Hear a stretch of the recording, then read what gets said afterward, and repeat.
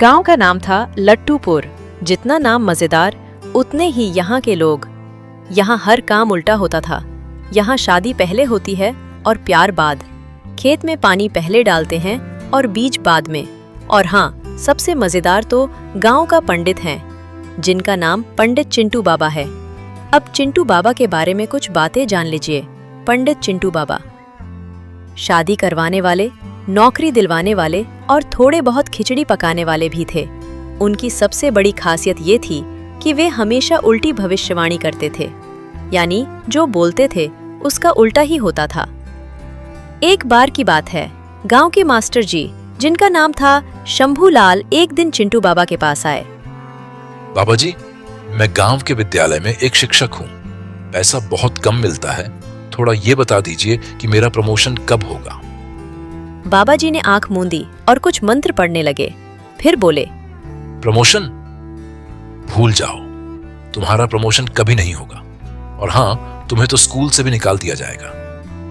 ये बात सुनते ही शंभूलाल वहां से चले गए। 3 दिन बाद सरकार ने नई योजना निकाली, जिससे विद्यालय में कुछ नया शिक्षक आए और शंभूलाल को सीधा प्रिंसिपल बनाया गया। गांव में खुशी की लहर। शंभूलाल सीधे प्रिंसिपल। चिंटू बाबा की उल्टी भविष्यवाणी फिर सही साबित हुई। फिर एक बार की बात है, अब आई गांव की सबसे बड़ी रोमांटिक आत्मा, जिसका नाम था बबलू। बबलू को पिंकी से प्यार था, लेकिन पिंकी उसे घास नहीं डालती थी। बबलू चिंता में चिंटू बाबा के पास पहुंचा।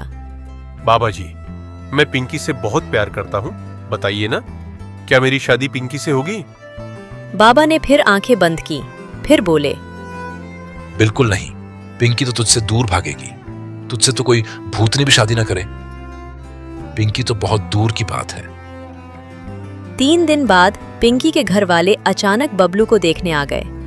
वजह ये थी कि बबलू का सरकारी शिक्षक में नौकरी लग गया था। इसीलिए पिंकी ने बबलू को प्रपोज कर दिया और गांव में दोनों की शादी हो गई। बाबा की भविष्यवाणी फिर से उल्टी हो गई। फिर एक बार की बात है, उसी गांव में हरिया चाचा रहते थे, जिनकी हर साल बारिश कम होने की वजह से फसल खराब हो जाती थी। तो हरिया चाचा चिंटू बाबा के पास पहुंचे। बाबा जी, इस साल बारिश होगी कि नहीं? हर साल बारिश कम होती है और मेरी फसल खराब हो जाती है, इसलिए मैं आपसे पहले ही पूछने आया हूं। बिल्कुल नहीं, इस बार तो बारिश का सपना ही देखना छोड़ दो। इस बार तो सूखा पर डटेगा और आकाश से एक बूंद भी पानी नहीं टपकेगा।